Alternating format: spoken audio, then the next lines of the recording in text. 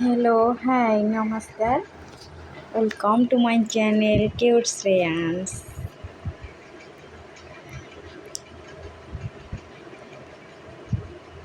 आज आपन मु एक सुंदर रेसिपीटे नहीं आसी केमती लगिला कमेंट रे जणेबे। एठी आमे गोटे कड़ाई गरम करि नबा ता देहरे किछि अरुआ चाउल भाजीबा।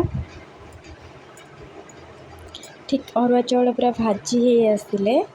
देखो केमती मो भाजुची ये ब्राउनिश कलर आसीज पूरा मुड़ी परिका हो टिक टिक मुड़ी परिका हो ताकू आमे एठी पानी रे टिके भिजे धोई नबा भलसे ताकू पूरा भलसे धोई नेबे जमती तार बाहर मयला गुड़ाक धोई हो तापर ताकू छाणी करी आमे प्रेशर कुकर रे जमती भात पई चाउल दिया जाए ठीक सेमती एठी ताकू छाणी नहीं जीवा सब तक प्रेशर कुकर रे देखो पानी केमती अलगा कर देछि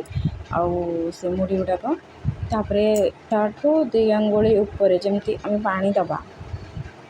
कहीं ये चाउल हेले टिके पानी माने मापिके नहीं हुए गोटे ग्लास रे 2 ग्लास पानी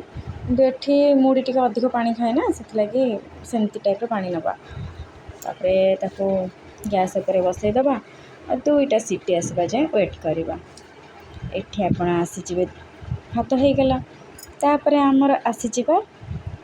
रेसिपीटा को आउटे टेस्टी करने एठी किछि पानी रे मु नेछि आंब कषि अदा छेचा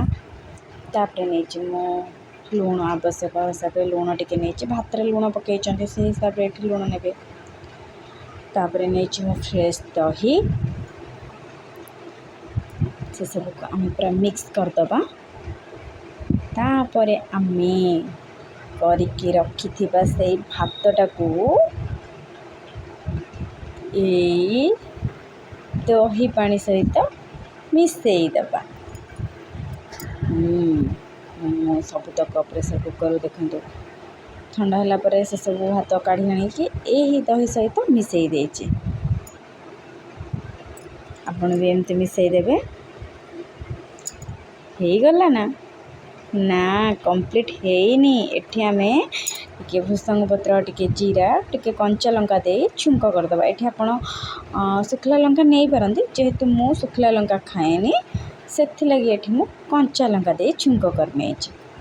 तापरे आमे से भात ऊपर ताकू छाड़ी दबा ओ की बासना एबे रेडी हे गला हमर दही साजी मु एमती भाबे मो पुओ को सर्व करथिली खाइबा पई मो पुओ तो दही साजी खाई खुशी हैला। आपण माने खाइले कि नहीं मते तो कमेंट रे निश्चित जणेबे केमिति लागिला दही साजीर वीडियो कमेंट माध्यम रे जणेबे। रहउची जय जगन्नाथ।